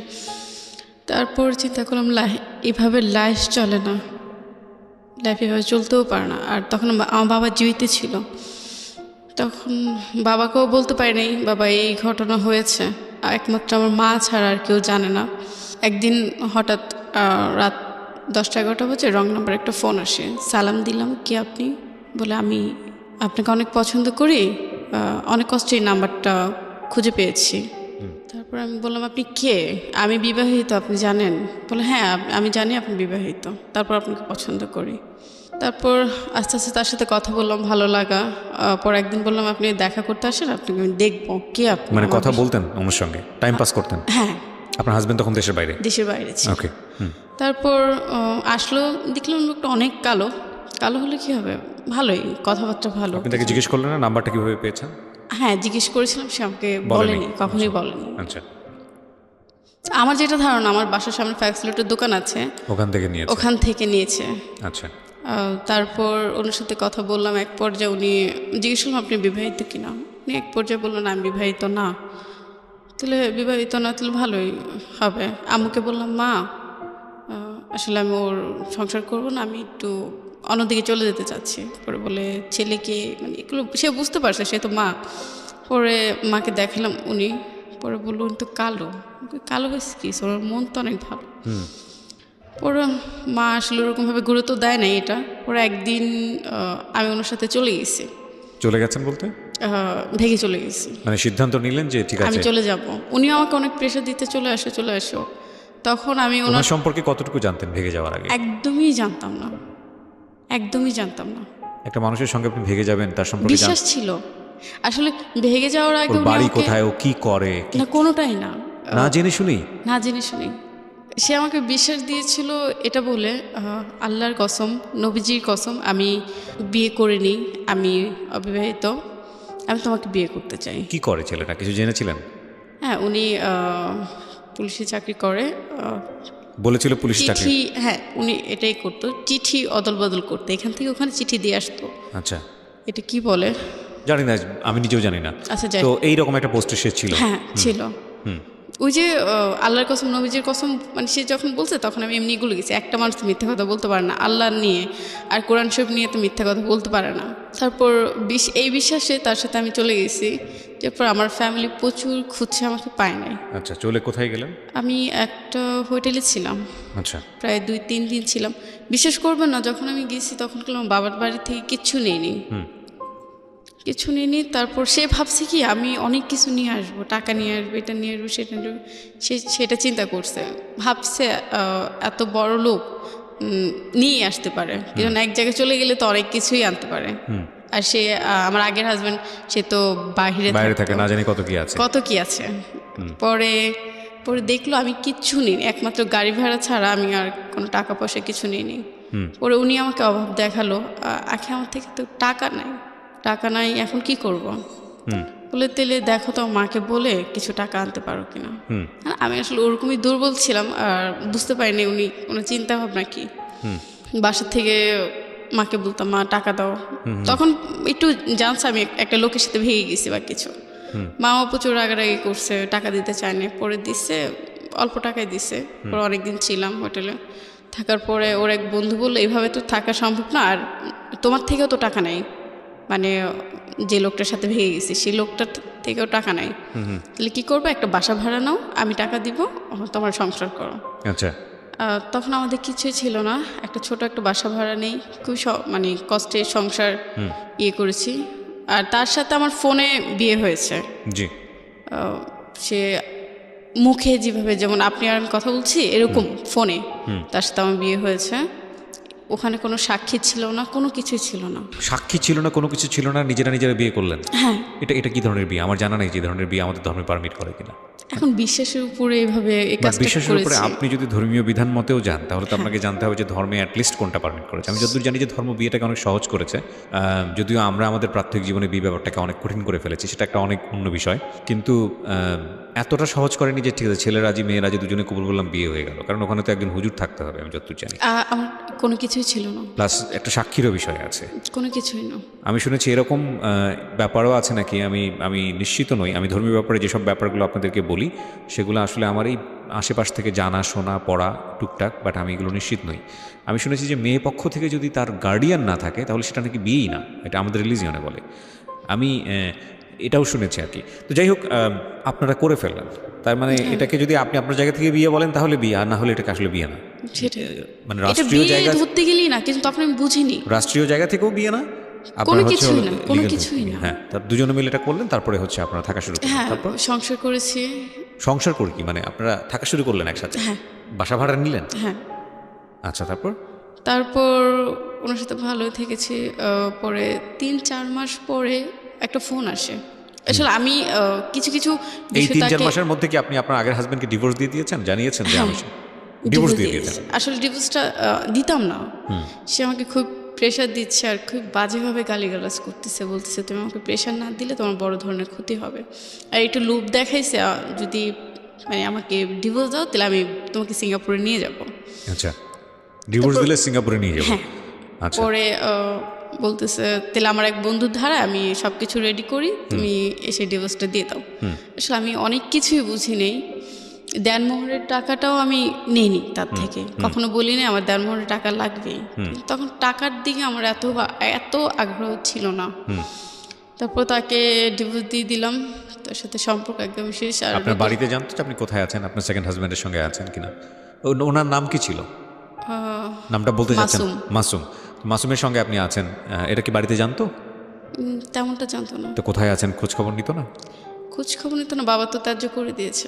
ওই ফার্স্ট ডিভোর্স দেওয়ার সঙ্গে সঙ্গে ত্যায্য করেছে, নাকি ওখান থেকে বের হয়ে যাওয়ার সঙ্গে সঙ্গে ত্যায্য করে বের দিয়েছে? হওয়ার সাথে সাথে ত্যায্য করে দিয়েছে। করেছে। ত্যায্যটা কি মৌখিকভাবে নাকি একদম লিখিতভাবে? আমি যত জানি যে লিখিতভাবে এগুলো নাই, রাষ্ট্রীয় নিয়ম এগুলো করা যায় না। মুখে বলেছে তুমি আমার আজ থেকে সম্পর্ক নেই, ত্যায্য নেই। হ্যাঁ, ওকে, ঠিক আছে। তারপর আমার হাজব্যান্ডকে মেনে নেয় নাই বাসায় কেউ। আমার 3টা ভাইও মেনে নেয় নাই। আর বাবা তো দূরের কথা, বাবা আসলে ওখানে একটু ভুল করেছে। আমি ছোট মেয়ে, আমি ভুল করে ফেলেছি। বাবার উচিত ছিল, তার অনেক নামি দামি লোকেদের সাথে হাত ছিল, সে একটা ফোন দিলেই আজকে আমি ওখান থেকে বের হয়ে চলে আসতে পারতাম। এরকম বাবার ক্ষমতা ছিল। বাবা করেনি, ঠিক আছে, রাগ করে সিদ্ধান্ত নিয়েছে, করেনি। তো কি হলো? আপনি সংসার করছিলেন, 3 মাসের মাথায় আপনার একটা ফোন আসলো, আপনি যেটা বলছেন। 3-4 মাসে একটা ফোন আসলো। ফোন আসার আগে আমি একটু কিছু মানে জিনিসগুলো খেয়াল করতেছি। ওনার 2টা সিম, একটা সিম বন্ধ থাকতো আর আরেকটা সিম ওপেন থাকতো সবসময়। আবার উনি কয়দিন পর বলতো কি, আখি স্যারের বাড়িতে যাব, ফোন দিতে পারবা না, ওখানে নেটওয়ার্কের সমস্যা। তারপর উনি এরকম করলো, প্রায় কয়েকবারই করলো। উনি শুধু এতটুকু বলে যেত আমার বসের সাথে তাদের বাড়িতে যাব, তুমি ফোন দিলে পাবো না। ঠিকই তাই, খুবই কষ্ট লাগতো, কান্না করতাম, ওনার ফোন ধরতেছে না, পাচ্ছি না। পরে একদিন হুট করে ওনার কাছে একটা ফোন আসলো, ফোনটা আমি রিসিভ করেছি, উনি ওয়াশরুমে ছিল, ফোনটা আমি রিসিভ করেছি। পরে জিজ্ঞেস করলাম আপনি কে? বলে আপনি কে? পরে বলতেছে বলে আমি তো মাসুমের ওয়াইফ। আমি বলি আপনি মাসুমের ওয়াইফ? এ কথা উনি বলতে দেরি নেই। আর আমার একটা বাজে গুণ ছিল কি, আমি নাম্বার দেখে মুখস্থ করে ফেলতাম, এক নজর দেখতাম আর মুখস্থ হয়ে যেত আমার। তারপর উনি সাথে সাথে মোবাইলটা কেটে বাসার থেকে বের হয়ে ওনার বন্ধুর বাসায় গেল, যে ওনার ওয়াইফে দিয়ে ফোন দেওয়া হয়েছে। আমি তো শিল্পীর বাসায় ছিলাম, শিল্পী ফোনটা রিসিভ করছে, ওনার ওয়াইফরে উনি ফোন দিয়ে বলতেছে। আমি ওনার বাসায় ঢুকে, ওনার বন্ধুর বাসায় ঢুকে আমি কান্না করে দিলাম, ভাবি আপনিও জানতেন? বলে না ভাবি, আমি তো কিছু জানতাম না। পরে বললাম এই ঘটনা, ওনার ওয়াইফ আছে, আপনি জানতেন? কি জানতেন আমাকে বলেন তো। উনি আমাকে বলে নাই। পরে ওনার বন্ধুর কাছে গেলাম, ভাইয়া কি হয়েছে আমাকে বলেন, এরকম কেন হলো। আর ভাইয়াটা না সবসময় বলতো, আখি তুমি যদি আমার ছোট বোন হতা আমি কখনোই ওর কাছে বিয়ে দিতাম না, কখনোই না। আচ্ছা। আমি ভাইয়াকে জিজ্ঞেস করছি কেন ভাইয়া কি হয়েছে, বলে এমনি, হাসি দিয়ে উড়াই দিত, এমনি কখনোই বিয়ে দিতাম না। ভাইয়া বলল ওনার তো একটা ওয়াইফ আছে, একটা বেবি আছে। 3 মাস সংসার করার পরে 4 মাস সংসার করার পরে। তারপর আমি ওনাকে জিজ্ঞেস করলাম আপনার এগুলো আছে, আপনি কেন বলেননি আমাকে? আমার একটা সংসার ভেঙে আপনি নিয়ে আসছেন, আপনার উচিত ছিল এই কাজগুলো করার। আর আমাদের ফ্যামিলি এ তো জানেন কেমন রাগী। পরে বলতেছে আসলে আখি তোমাকে ভালোবাসি, পছন্দ করি, এর জন্য তোমাকে আমি নিয়ে আসছি। বলে আমি কখনোই আনতাম না, আর তোমাকে অনেক ভালো লাগছে, আমি অনেক ভালোবাসি। তুমি একটা কাজ করো, তোমার বাসা থেকে টাকা এনে দাও, আমি ওনাকে ডিভোর্স দিয়ে দিব, ওনার বেবি সহ। পরে আমি রাজি হলাম, মাকে বললাম মা আমাকে 2-3 লাখ টাকা দাও, আমি ওনাকে দিব। পরে মা বললো ওনাকে কেন টাকা দিবা তুমি, ওনার ওয়াইফ আছে, ওনাকে কেন টাকা দিবা? আর এত টাকা তো আমার কাছে নাই, তোমার বাবা কখনো আমাকে এত টাকা দেয় নাই। তারপর বাসায় সবাই কথাবার্তা বললো, তখন একটু বাসায় আসা যাওয়া হচ্ছে, বাসায় সবাই কথাবার্তা হলো। ওর পরে এক পর্যায়ে আমি বললাম যা করেছি করেছি, আমি তার সংসারই করবো, আমি ছেড়ে যাব না, তার সংসারই করব, কারণ আমারও আগে একটা বিয়ে আছে। হ্যাঁ। তারপর সে বলতেছে আচ্ছা বাসা থেকে টাকা দাও, আমার ফ্যামিলির লোক আমি তোমার বাসায় নিয়ে আসবো। এই 4 মাসে ওনার ফ্যামিলির কেউ আমার সাথে যোগাযোগ করেনি, কেউ জানেই না কেউ যোগাযোগ করবে। তারপর ওনাকে টাকা দেওয়া হলো বাসা থেকে। টাকা দেওয়ার পরে কিছুদিন পর বাবা মারা গেল। টাকা দিলেন বাড়ি থেকে 2-3 লাখ ওনাকে? 2-3 লাখ না, তাহলে 7-8 হাজার। 7-8 হাজার? এটা তো খুব একটা বড় অ্যামাউন্ট না। না, এই টাকা দিয়ে আপনি ডিভোর্স দিতে বলছেন তাকে? না না, তাহলে তার বাসার লোক নিয়ে আসবে আমার বাসায় আচ্ছা আমাকে দেখতে। ওকে। তারপর বাবা মারা গেল, উনি ছিল দ্বিতীয়জন, সে উনি ছিল। মারুফ ছিল? মারুফ না ছেলেটার নাম? মাসুম। মাসুম ছিল। মাসুম ছিল, দেখেছে বাবা যেভাবে মারা গেছে, সে সবই দেখেছে। বাবা মারা যাওয়ার আগে শুধু আমার কথাই জিজ্ঞেস করেছে, কারণ আমি ছোট ছিলাম তো। আপনি বাবা মারা যাওয়ার সময়টা কি বাড়িতে ছিল উনি? ওকে। বাবা মারা যাওয়ার পর আমি আধা ঘন্টা আগে আসছি, আধা ঘন্টা আগে এসে বাবার, বিশ্বাস করবেন না না বললে, কপালে একটা চুমা দিয়েছে, ডান হাতে না বাম হাতে। পরে 2 মিনিটও যায়নি, বাবা আমাকে দেখে মারা যেতে পারছে। ওনার খুবই কষ্ট ছিল, আমার লাইফে দুর্ঘটনা ঘটেছে তার জন্য শুধু সেই বলতো, চিল্লাইতো, মেয়েটার এত কষ্ট, মেয়েটার কী হবে, আর আমি মারা গেলে তো মেয়েটার পুরো একাই হয়ে যাবে, কখনো কিছু করে দেই না মেয়েকে। তারপর বাবা মারা গেল, এখনও ভুলতে পারি না বাবারে। বাবা মারা গেল, তারপর ওনারা দেখি মানে কথাবার্তা একদমই অন্যরকম। তারপর সে এক পর্যায়ে আমার কাছে স্বীকার করলো আখি আমার 2টা ওয়াইফ, 3টা বেবি আছে। প্রথম সংসারে একটা বেবি, একটা মেয়ে বাচ্চা, আর দ্বিতীয় সংসারে একটা মেয়ে বাচ্চা, আরেকটা মানে আরেকজন আসতেছে, এখনও আসে নাই। বিশ্বাস করবেন না, প্রথমটা মেনে নিছি যে আমার লাইফে এত দুর্ঘটনা ঘটেছে, যে মেনে নিই। দ্বিতীয়টা যখন বলেছে, আমার মাথায় মানে আকাশ ছিল না, পায়ে মাটি ছিল না, এরকম অবস্থা। আমার বাবা মারা গেছে, এই একটা শর্ট খেয়েছি লাইফে প্রথম। আমি কখনোই কেউ মারা আমি দেখি নাই, মারা গেছে আমি কখনো, আমার দাদি, ইভেন আমার দাদি মারা গেছে আমি কখনোই দেখি নাই। আমার বাবা মারা গেল, লাইফে প্রথম একটা শর্ট খেয়েছে, আর কখনোই শর্ট খেয়ে নেই। সে আমাকে স্বীকার করলো পুরোপুরি আমার বেবি আছে। খুবই রাগারাগি চিল্লাচিল্লি বাসার ভিতরে, আমি যে বাসা ভাড়া ছিলাম। বাড়িওয়ালা বলতেছে আখি এইভাবে সম্ভব না, তুমি তোমার মার কাছে চলে যাও, কি জন্য সে যেরকমভাবে ব্যবহার করতেছে তোমাকে মেরে ফেলবে। একবার চিন্তা করছিলাম আমি সুইসাইড করবো, কি জন্য আমার বাবা মারা গেছে, এখানে আমার ফ্যামিলি গ্রহণ করবে না আমাকে, আমি যদি চলে যাই এখান থেকে আমাকে গ্রহণ করবে না। আমার মারও বাবাকে কিছু করে দিয়ে জানি আমাকে ওরকমভাবে গ্রহণ করবে, যদি ওরকম কিছু করে দিতে হয় আমাকে এক্সাইট করে দিতে পারতো। তারপর সুইসাইড করতে গিয়েছিলাম, সে কীভাবে জানি খবর পাইছে ব্রিজ থেকে, আমার চিন্তা ভাবনা ছিল কি ব্রিজ থেকে আমি পড়ে মারা যাব। তারপর পারলাম না, সে এসে বাঁচাইছে, বাসায় নিয়ে আসছে। নিয়ে আসার পরে সে কয়েকদিন পরে সে আমার কাছে আর থাকে না, সে চলে যায়। চলে যায়, প্রচুর কান্না করি রুমের ভিতরে, যাচ্ছেন কেন, বাসায় চলে আসেন, এরকম করেন না। সে আবার যে চিঠিগুলো প্রচার করতো, সেই চিঠিগুলো বাসায় অনেকগুলো হয়েছে। তো 1 বছরে যে চিঠিগুলো, এগুলো খুবই দরকারি চিঠি। আমি রাগি ফায়ার হয়ে আমি তার অফিসে যাই, এসপি, ওনার নাম কি জানি আমার মনে নেই। ওনাকে যে আমি বলি সে আগে একটা দুর্ঘটনা ঘটেছে, 2টা বিয়ে করছে, আমাকে বিয়ে করছে সে প্রতারণা করে, আমি তার শাস্তি চাই। যখন আমি কাগজগুলো নিয়ে দিই তারা অবাক, এতগুলো কাগজ তার বাসায় কেন? এগুলো তো সরকারি অনুযায়ী তারা অফিসে রাখতে হয়, এটা বাসায় নেওয়ার কোনো নিয়ম নাই। সে বাসায় নিয়ে গেছে, পরে এই নিয়ে মানে অফিস অনেক চিল্লাচিল্লি হলো। পরে অফিসার বললো আপনারা বিয়ে করে ফেলেন। আমরা আবার বলি না আমরা ফোনে বিয়ে করছি, বলে আপনি বিয়ে করে ফেলেন। বিয়ে করার টাকাই তার কাছে ছিল না, সে আমাকে শুধু ডেট দিত, আমি আজকে বিয়ে করব, কালকে বিয়ে করবো। মানে কি 3-4 মাস আপনারা এভাবে থাকলেন, লিভ টুগেদার বলে যেটাকে ইংরেজিতে, এটার বাংলা কি আমার জানা নেই, থাকলেন। এবং তারপরে যেটা হলো যে অফিস থেকে বলল যে আপনারা বিয়ে করে ফেলেন, এই দুটো বউ থাকার পরেও হ্যাঁ, কোনো ধরনের লিগ্যাল অ্যাকশনের কথা বললো না? না। ওকে, তারপর আমি তাকে এতবার করে বুঝলাম, আমার সাথে এত বড় প্রতারণা করলো, আর এই চিঠিগুলো তার সে সরায় ফেললো, তার জন্য কোনো একটা ব্যবস্থা নেন, তারা সেটা নেয়নি। সে বিয়ে করতে বলল, মানে অফিসার বিয়ে করতে বলল।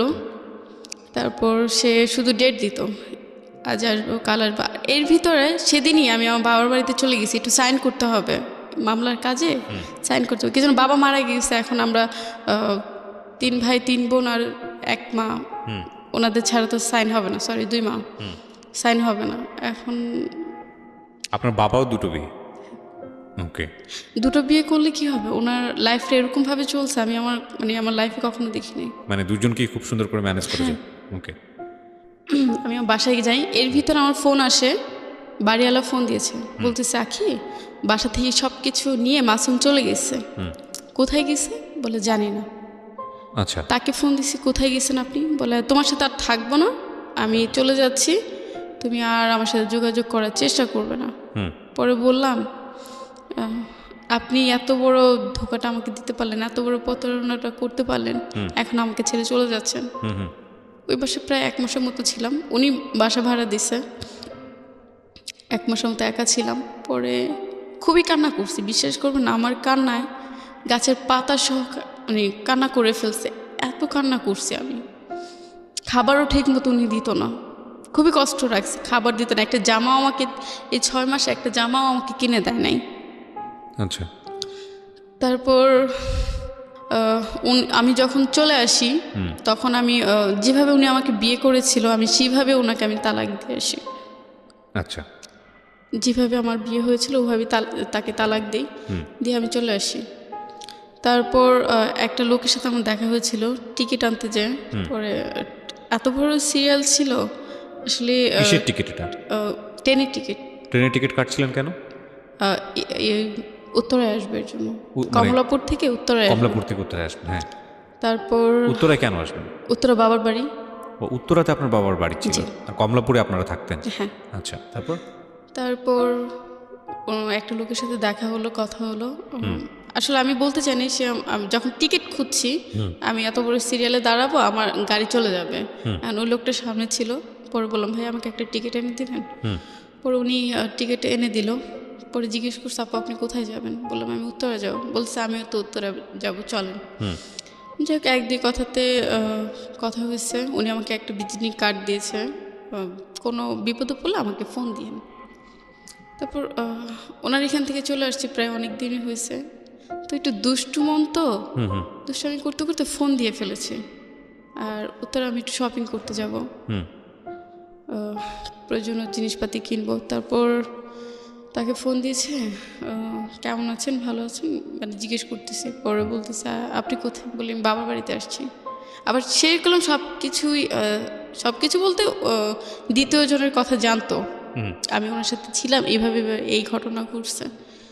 তারপর উনি ওনার সাথে দেখা হলো, কথা হলো। তারপর উনি এক পর্যায়ে আমাকে বলে ফেললো, আপনি কি আমাকে বিয়ে করবেন? মানে কি প্রথম দেখাতেই এই ধরনের কথাবার্তা? না, প্রায় 1 মাসের মতো মোবাইলে কথা হয়েছে। হ্যাঁ। আর এর ভিতর তো ওনাকে আমি সব কিছুই বলেছি। পরে উনি আমাকে বললো, আপনি কি আমাকে বিয়ে করবেন? পরে বললাম, আমার লাইফে এত ঘটনা ঘটেছে, আপনি কি জানেন? জেনে শুনে তো একটা মেয়েকে এইভাবে নেওয়া যাবে না, আপনি তো কিছুই জানেন না। বলে, আমি জানি আপনার বিয়ে হয়েছে, এই ঘটনা এসেই। বলে, না, আমাকে আরেকটা বিয়ে হয়েছিল। পরে বলি, কি হয়েছিল আপনি আমাকে বলেন তো। তখন ওনার সাথে আমার সরাসরি কথা হচ্ছে, আপনি আমাকে সাথে দেখা করেন, তারপরে যদি মনে হয় আপনি আমাকে বিয়ে করবেন তাহলে আমি রাজি, আর যদি মনে হয় না আপনি আমাকে বিয়ে করবেন না তাহলে আমি চলে যাব, কোনো সমস্যা নেই। পরে ওনাকে সব কিছু খুলে বললাম। আমার আগে বিয়ে হয়েছিল, বাবা দিয়েছিল, ঝামেলা হয়েছে, এই জন্য চলে আসছি। রেপের কথাটা সে জানতো না, তাকে আজও পর্যন্ত আমি তাকে বলিনি। ওকে, এটা হয়েছে আমার সাথে, এটা আমি কখনই বলিনি। তারপর উনি সব কিছু জেনে, আমি তো এগুলো বলেই কান্না করে দিয়েছি। তারপর সে বললো, বলে, আখি, আমার লাইফও একটা ঘটনা আছে। কি ঘটনা? আমার ওয়াইফ ছিল, ডিভোর্স হয়ে গেছে, একটা বেবি আছে। বেবিটার ছবি দিল, বিশেষ করবেন না, আমি বাচ্চাদের আদর করতাম, প্রচুর প্রচুর আদর করতাম, হিসাব ছাড়া। তারপর বেবিটা দেখে আমার ভালো লাগলো, যে বেবিটা যদি আমাকে দিয়ে দেয় তাহলে আমি আল্লাহর রহমতে আমি তাকে পালবো। কোনো মা তার বাচ্চাকে ছাড়তে চায় না, কখনোই চাবে না। তারপর ওনার সাথে কথা হলো। পরে এক পর্যায়ে আমি বললাম, আপনি আমার বাসায় প্রস্তাব পাঠান। সে প্রস্তাব না পাঠায়, সে আমার কাকার সাথে না, আমার এক ভাইয়ের সাথে যোগাযোগ করে আমার বাসায় আসলো। আমার ফ্যামিলি রাজি, এই জন্য শুনেছে, সব দুর্ঘটনা ঘটেছে শুনেছে। আর তারও একটা দুর্ঘটনা আছে, সেটা আমার ওই ভাই বলছে আমার ফ্যামিলিকে। ওকে, বাসা সবাই রাজি। বাসার থেকে তার বাসায় গেল। তার বাসা যখন যায় তখন তার মা আমার মাকে বলতেছে, তার তো ওয়াইফ আসছে, কেন আপনি মেয়েকে দিবেন? আসলে ওরকম গুছায় বলতে পারেনি, আমার মাও বুঝে নেই। তারপর ওখান থেকে চলে আসে, তখন বলল, তুমি ইয়ে করো, বিয়ে করবা, লোকজন নিয়ে আসো। আর এর ভিতরে আমার সব কেনাকাটা শেষ, বিয়ে কেনাকাটা শেষ। প্রায় উনি 2 লাখের মতো খরচ করেছে আমার পিছনে, কেনাকাটা শেষ। যাই হোক, উনি বিয়ের তারিখ দেয়, এটা দেয় সেটা দেয়, সে লোক নিয়ে আসে না। পরে এক পর্যায়ে সে বলতেছে, আমার বাসা থেকে লোক আসবে না, আমি নিজেই বিয়ে করব। পরে আমার ফ্যামিলির সাথে আমার মার একটু ঝামেলা হয়, রাগে পরে আমার আম্মু কোর্টে যেয়ে আমাকে বিয়ে দেয়। আপনার মা ছিল এই মা বিয়েতে? ছিল, আপনার তৃতীয় বিয়ে? জি, মা ছিল, আমার এক ভাই আর মা যে করে বিয়ে দেয়। পরে সেদিনই আমার বাসা থেকে আমি চলে যাই তার বাসায়, ভালোই সংসার করতেছি। কতদিন পরে আমার একটু, আমি এর ভিতরে তার খোঁজ খবর নেই কি হয়েছে না হয়েছে, কি জন্য তার বাসা ফাঁকা পেয়েছে, আমার বাসার লোক, ওনার ওয়াইফ ছিল না, তাহলে ডিভোর্সই হয়েছে। আর আমি ওরকমভাবে দেখি নাই বা খোঁজ খবর নেই ওনার ওয়াইফ আছে কিনা। তারপর একদিন, ওই যে বললাম না, এক দেখাতে আমার নাম্বারগুলো মনে পড়ে যায়। জি, এখন ওনার ওয়াইফের নাম্বার যেভাবেই হোক, আমি তখন তার মোবাইল ধরতাম, ওনার ওয়াইফের নাম্বার আমি পেয়ে যাই। পেয়ে যাওয়ার পরে আমি জিজ্ঞেস করি, আমি আসলে পরিচয়টা দিই না, জিজ্ঞেস করি, কে আপনি, কোথায় থাকেন, তার সাথে ডিভোর্স হয়েছে কিনা। সে আবার বুঝে যায়, শিক্ষিত মানুষ তো বুঝে যায় আমি একটা মেয়ে তার সাথে আছি, এরকম বুঝে যায়। তারপর পরে আমি পরামর্শ দিলাম, আপনি চলে আসেন, তার সংসার করেন, এরকম পরামর্শ দিলাম। কি যেন আমি চিন্তা করছি, তখন যদি সে আসে, তার ওয়াইফ আসে, তাহলে আমি আল্লাহর রহমতে তাদের পিছু থাকবো না, আমি তাদের মিল করে আমি চলে আসতে পারবো, এরকম একটা চিন্তা ভাবনা ছিল। ওনার সাথে কথা হলো, সংসার হলো। তারপর আস্তে আস্তে শুনি উনি বাসায় চলে আসছে, আমার শ্বশুর বাড়ি চলে আসছে। চলে আসছে কি হবে, যেখানে আমার ওঠার কথা ছিল সেখানে সে আসছে বেবি নিয়ে, থাকতেছে, কথা বলতেছে, সব কিছুই হচ্ছে। আর ও তো ওনার খাবারের খরচ সব কিছুই দিচ্ছে। কার? ওনার ওয়াইফের। মানে ওনারও একটা ওয়াইফ ছিল, ছিল। সেটা আপনি জানতেন না তখন? জানতাম। কবে জানছেন, কিভাবে জানছেন, সেদিকে আগে আমরা, হ্যাঁ বলেন। তারপর পরে ওনার ওয়াইফে সব কিছু দিচ্ছে, আমি এর ভিতরে ঝামেলা করলাম, আপনি কেন এরকম করছেন? বলে এখন চলে আসছে, আমার বেবির খাতির আছে, সব কিছু করতে হবে। আমি কি ওনাকে বাসা থেকে কবে নামাচ্ছেন? বলে নামাবো না, উনি থাকবে, বেবিটা বড় হোক তারপরে নামাবো। আস্তে আস্তে ওনার সাথে প্রায় 2 বছর সংসার, 6 মাসের মাথায় আমার বেবি আমি কনসেপ্ট করি। তারপর কথা হয়, যোগাযোগ হয় ওর সাথে। আর ও দেখি শুধু মানে সপ্তাহ হলেই চলে যেত তার ওয়াইফের কাছে। এখন আমি তো জানি না ওনাদের মিলামেশা কিরকম, ভালো কিনা খারাপ, এটা আমি জানতাম না। তারপর একদিন উনি এতই অসুস্থ হয়ে গেছে, উনি ওনার বাসার লোক এসে ওনাকে নিয়ে গেছে। বিশেষ করবে না, চোখ পুরোটা বাদ হয়ে যাওয়ার অবস্থা, প্রচুর কান্না করতেছে রুমের ভিতরে। পরে ওনার ফ্যামিলি এসে ওনাকে নিয়ে যায়। নিয়ে যাওয়ার পর স্বাভাবিক একটা মেয়ে তার হাজব্যান্ড চলে গেলে তার পরের দিন তাদের বাসা যাবে, আমি আমার বাচ্চা নিয়ে তার পরের দিন তার বাসায় গেছি। বিশেষ করবেন না, যাওয়ার পর অনেক ঝামেলা হয়েছে, অনেক গালিগালাজ। সে বলতেছে আপনি জানেন তার ওয়াইফ, আমি এখনও লিগেল তার ওয়াইফ, আমি আপনার নামে মামলা করতে পারি। ওকে, আমাকে এই হুমকিটি দিতেছে। পরে আমি বললাম আপনি মামলা করবেন, করেন, আমি ওর সংসার ছেড়ে যাব না, আপনি কী করবেন করে নেন। তারপর এগুলো বলার পর অনেক ঝগড়া হয়, অনেক কিছু। রাগে আমি ওকে নিয়ে আসি ঝামেলা করে, তুমি আসো আমি তোমাকে ডাক্তার দেখাবো। এর ভিতরে শুনি উনি মানে ওই মহিলা ওনাকে ডাক্তার দেখাচ্ছে, সেবা যত্ন করতেছে, সব কিছু করতেছে। আর এর ভিতরে আমি আমার ফ্যামিলির কাছে গিয়েছিলাম ওর চিকিৎসার জন্য, আমার ফ্যামিলি করেনি। এখন আমার ফ্যামিলি অনেক দেখেছে আমার সংসারে, অনেক টাকা পয়সা দিয়েছে, অনেক কিছু করেছে। তারপর আমি ওনাকে নিয়ে আসি। বিশেষ করবেন না, আমার যে জায়গা ছিল আমি জায়গাটা বিক্রি করে দিই। কোথায় জায়গা ছিল আপনার? ঢাকাতে? ঢাকাতে। কতটুকু জায়গা ছিল? ভালো জায়গা ছিল, প্রায় 3 লাখ টাকার মতো পেয়েছি। কোথায় এটা? এটা রাজাসন। ওকে, 3 লাখ টাকার মতো পেয়েছি। ওর পিছনে বিশেষ করে এই রোজার মাস আমার 3 লাখ টাকায় শেষ, রোজার মাসটা আমার 3 লাখ টাকায় শেষ। তারপর উনি সুস্থ হয়নি, উনি এখনও অসুস্থ, এত ডাক্তার দেখাচ্ছে, এত কিছু করতেছে, উনি অসুস্থ। ওনার মন শুধু ওখানেই পড়ে আছে। আমি যে ওনাকে যুদ্ধ করে নিয়ে আসছি, ওনার গায়ে বাজে না। প্রায় 1 বছর ধরে উনি আমার প্রচুর অভাব দিচ্ছে। আমার বিশেষ করবেন না, আমার বাবুটার বয়স 1 বছর 6 মাস রানিং চলতেছে। একটা দুধের ডিব্বা আমি আমার বেবিকে এনে খাওয়াইতে পারিনি, এতটা অভাব। আমার বেবি এখন অসুস্থ, আমার বেবিকে আমি ডাক্তারের কাছে নিতে পারিনি। আমি আমি এত বড় একটা মানে অসুখের ভিতরে আছি, আমি আমার ডাক্তারের কাছে যেতে পারি না, টাকার অভাবে। আর সে তো ভালোই আমাকে অভাব দিয়ে আছে, কি জন্য তার চাকরি নাই, সে চাকরি করতেছে না, এখন সে সে এখন ঘরে বসে। দুটো সংসারই মেনটেন করছে? আমি করছি মানে আপনি তো করছেন আপনার সংসার, সে দুটো বউকে মেনটেন করছে। উনি কিভাবে করবেন? উনি তো এখন টাকা নাই। উনি কোথায় থাকে? আপনার সঙ্গে থাকেন নাকি আগের ওয়াইফের সঙ্গে থাকেন? ওখানে থাকেন। আপনার ঘর ভরণ পোষণ দেন উনি ঠিক মতো? দিতে পারেন না। আমার বেবিটা বললাম না, আমার বেবিটার যে দুধের ডিব্বা এনে খাওয়াবো, সেই ক্ষমতাটা আমার ছিল না, এখনও নাই। আমার বাবার বাড়ি থেকে যদি ভাইয়াকে বলি ভাইয়া বাবুটা এই অসুবিধা, আর বিশ্বাস করবেন না, বাসার সবাই ডাইরেক্ট মানা করে দেয়, কেন তোমার হাজব্যান্ড আছে না, তার কাছে চাও। তখন বলি, কান্না করে বলি, আমার বাচ্চাটার তো কেউ নাই, দাদার বাড়িও তো কেউ নাই, ফুপিরাও নাই, থেকেও নাই। একটা ফোন দিও, আমার বাচ্চাটা এত বড় হয়েছে, ফোন দিয়েও জিজ্ঞেস করে না আখি তোমার বাচ্চাটা কেমন আছে। ওর বয়স কত এখন? 1 বছর 6 মাস। 1.5 বছর।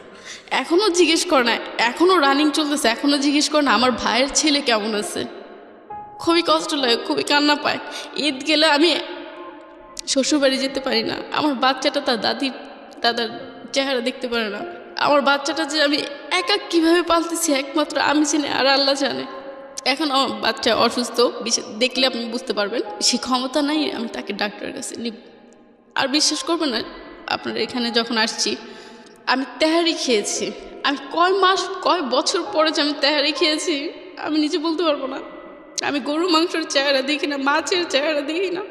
আমার বাবার বাড়িতে আমি কখনোই অভাব দেখি নাই, আমার এই হাজব্যান্ডের কাছে এসে আমি এত অভাবে পড়ছি, আমার বাচ্চাটারও আমি ঠিক মতো আমি টেক কেয়ার করতে পারি না।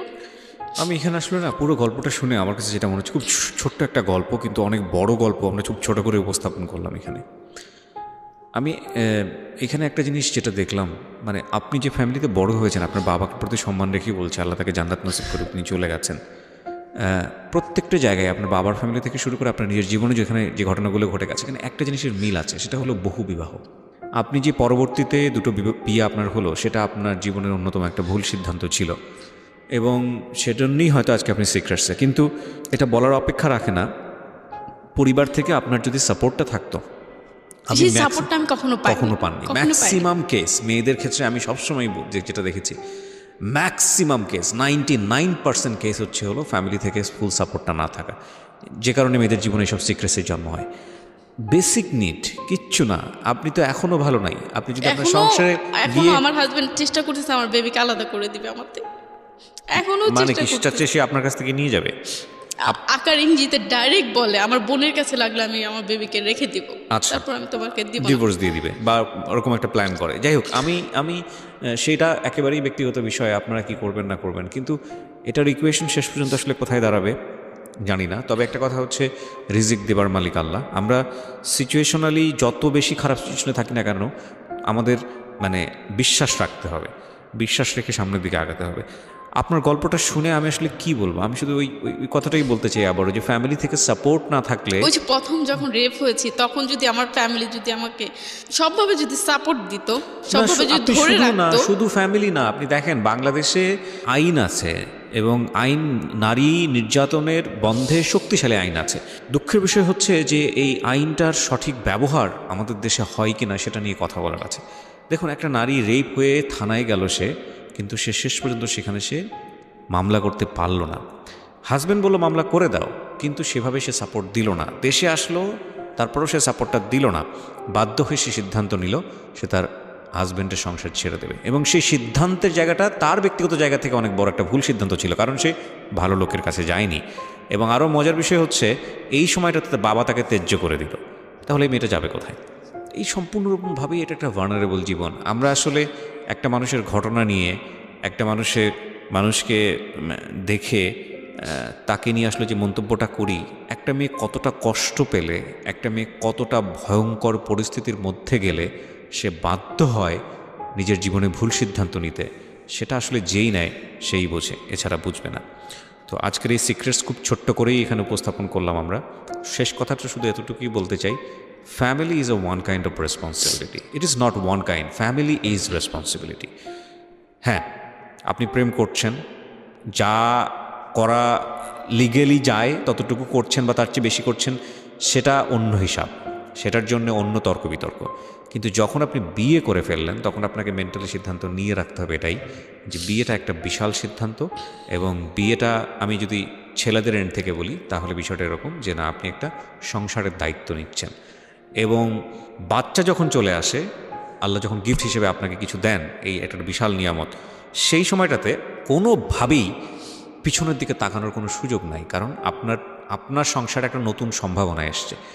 তাকে ধর্মীয় নিয়ম বলেন বা রাষ্ট্রীয় নিয়ম বলেন, যেটাই বলেন না কেন, নিয়ম অনুযায়ী ভরণ পোষণ দিয়ে তাকে বড় করার এবং তাকে সৎপাত্রে দেওয়া, তার একটা ক্যারিয়ার করে দেওয়া, এবং একইভাবে তাকে একটা নিশ্চিত জীবনযাপন উপহার দেয়া, তাকে শিক্ষিত করা, লেখাপড়া করা, নিজের পায়ে দাঁড়ানোর যোগ্যতা দেয়া, এগুলো সবই আপনার রেসপন্সিবিলিটি। এই রেসপন্সিবিলিটি যদি আপনি নিতে না পারেন, তাহলে দুনিয়াতে বাচ্চা নেওয়ার কোনো অধিকার আপনার নাই।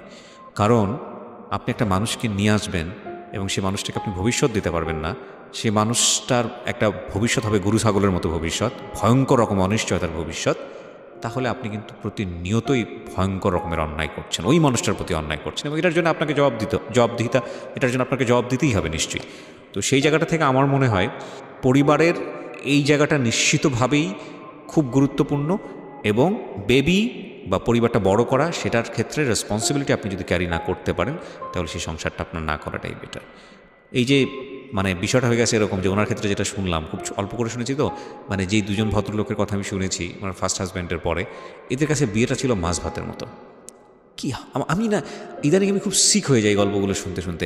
ভাই, মানুষ একটা বিয়ে করার পরে সংসার করে যে পরিমাণ ভয় পায়, মানে আর সংসারের কথা চিন্তা করে না। আপনারা মানে এই যে ট্যাবলেট খাওয়ার মতো, সকালে খাইলাম অ্যান্টিবায়োটিক, বিকালে খাইলাম অ্যান্টিবায়োটিক, এর মতন সকালে একটা বিয়ে করে ফেললাম, বিকালে একটা বিয়ে করে ফেললাম, এত সাহস কোত্থেকে পান? পকেটে নাই পয়সা, চাকরি নাই, বাকরি নাই, আপনাদের লজ্জা করে না? এর কি মানে এটা কি ছেলে খেলা? বিয়ে করছেন ভালো কথা, দিচ্ছেন আবার একটা বাচ্চা, এবং সে বাচ্চার ক্যারি করতে পারবেন না আপনার, এটা খাবে কি করবে কি, তো কোনো ঠিক ঠিকানা নেই। এই লোকগুলো আবার বাইচেও থাকে দুনিয়াতে। আমার তো মনে হয় যে এই যে 3-4টা ওয়াইফ যাদেরকে বিয়ে করে, এরা যদি সবগুলো যদি একসাথে হইতে পারে, এরা আবার করে কি, এরা আবার বোকা, চরম বোকা।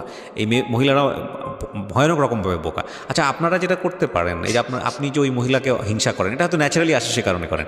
আপনারা দুজন এক হয়ে যেতে পারেন না? 3জন মিলে এক হয়ে যেতে পারেন না? গিয়ে আপনারা লিগেল স্টেপ নেন না কেন? বা আপনারা 3জন মিলে তারপরে ওরা ধরেন না কেন? ধরে এসে তারপরে বোঝা, তুই ভাগ দে, তুই কার কাছে কতটুকু থাকবে, তোর শরীরের অর্ধেক থাকবে এইখানে।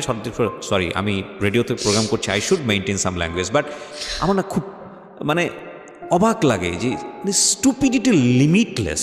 এবং আমার মনে হয় এইসব ক্ষেত্রে এরকম করা উচিত, যদি কখনও কেউ জানতে পারে যে না, বিয়ে একটা করে ফেলেছে, ফাইন, তাকে হিংসা না করে, তাকে জেলাস না করে, তার কাছ থেকে ক্যামেরা নিয়ে আসবো, ওই সংসারটা ভেঙে ফেলতে হবে, তাকে ইয়ে করতে হবে, তা না করে বরং তার সাথে হাত করেন, তার সাথে যোগাযোগ করেন যে ক্ষতি আপনারও করছে, ক্ষতি আমারও করছে, এবার চলেন ফাইনাল খেলা খেলি, নিয়ে আসেন ওর জ্ঞাতি গোষ্ঠী সহ, ধৈর্য, তারপরে হচ্ছে লিগেল স্টেপটা নেন। দেখেন ওর বিয়ে তো দূরের কথা, ও যাতে নিজের নাম না বলতে পারে এরকম ব্যবস্থা করেন, যে নাম জিজ্ঞেস করবেন না, নাম বলতে পারবে না, মানসিক এবং পারিপার্শ্বিক চাপে, ঠিক আছে? সো যাতে উদাহরণ হয় যে না, বিয়ে করা যাবে না, একের অধিক বিয়ে করা যাবে না। যাই হোক, আমার মনে হয় যে এগুলো আসলে খুব খুব মানে সেন্সিটিভ বিষয়। এটা তো শুধু এখানে না, এই পরের স্টেপটা হচ্ছে বাচ্চা কাচ্চার স্টেপ। এই যে বাচ্চাগুলো বড় হচ্ছে, এই বাচ্চাগুলো একসময় বাবার সামনে দাঁড়াবে না, যে বলবে না তোমাকে, তুমি আমার মায়ের এরকম জীবনটা কেন দিয়েছিলে, বা তুমি যেটা করতে পারবো না তুমি সেটা কেন করবে? নাথিং টু সে, আসলে কিছুই বলার নাই। শেষবেলায় এসে বলতে চাই যে আসলে আমরা একটা সুন্দর দেশের কল্পনা করি, তো সুন্দর দেশটা আসলে একটা সুন্দর পরিবার না হলে হয় না। কারণ এই দেশটা কিন্তু দেশের সবচাইতে ক্ষুদ্রতম ইউনিট হচ্ছে ফ্যামিলি। আপনি যাই বলেন না কেন, যেটাই বলেন না কেন, একটা মানুষের যখন পরিবার থাকে না, একটা মানুষের এত পরিশ্রম করে, দিন শেষে কিছু ইনকাম করে, কিংবা এত ভালো কাজ করছে, এই মানুষগুলো যখন অ্যাপ্রিসিয়েশন পাওয়ার কোনো জায়গা থাকে না, এই পরিশ্রম করে পরিশ্রমের ফসলটা দেওয়ার জায়গা থাকে না, তখন ওই মানুষটার কোনো এথিক্স থাকে না, সেটা রাষ্ট্রীয় এথিক্সই হোক বা সোশ্যাল এথিক্সই হোক। তো আমাদের এই পরিবারের বন্ধনগুলো যতদিন পর্যন্ত ঠিক না হবে, ততদিন পর্যন্ত এই মানুষগুলোর কাছ থেকে আমরা বেটার কিছু পাবো না। আমি খুব অবাক হব না যে এই মানুষটা, যিনি আজকে এখানে অনুষ্ঠানে এসছেন, সে যদি পেটের দায়ে কোনো অপরাধ করে। আমি খুব অবাক হব না। কেন অবাক হব?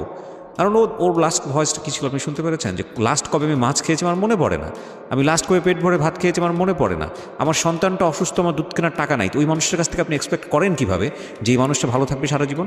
এবং এই মানুষটা অবৈধ কাজ করে, খারাপ কাজ করে যদি পয়সা রোজগার করে, আপনি তাকে বাধা দিবেন কীভাবে? বিকজ তার নিডস এটা। তো এটার পেছনে দায়ীটা কে তাহলে? এটার পেছনে দায়ীটা হচ্ছে এই বহুবিবাহ। আজকে আমরা যদি সিঙ্গেল একটা ঘটনা থেকে যাই, সো আমাদের ওই ঘুরে ফিরে কোনো না কোনোভাবেই কেন জানি আমাদের ওই ফ্যামিলিতেই যেতে হয়। আমরা যেন ওই জায়গাটায় গিয়ে স্টিক হয়ে যাই, যে একটা ফ্যামিলির বন্ধন যখন ঠিক না হয়, একটা ফ্যামিলির নর্মস অ্যান্ড ভ্যালুস যদি ঠিক না হয়, তাহলে ওই ফ্যামিলির সন্তানরা, ফ্যামিলিতে যারা বড় হচ্ছে, তারা বিভিন্ন রকমের ক্রাইম করতে পারত। সুতরাং এই জায়গাটা ঠিক রাখাটা খুবই জরুরি।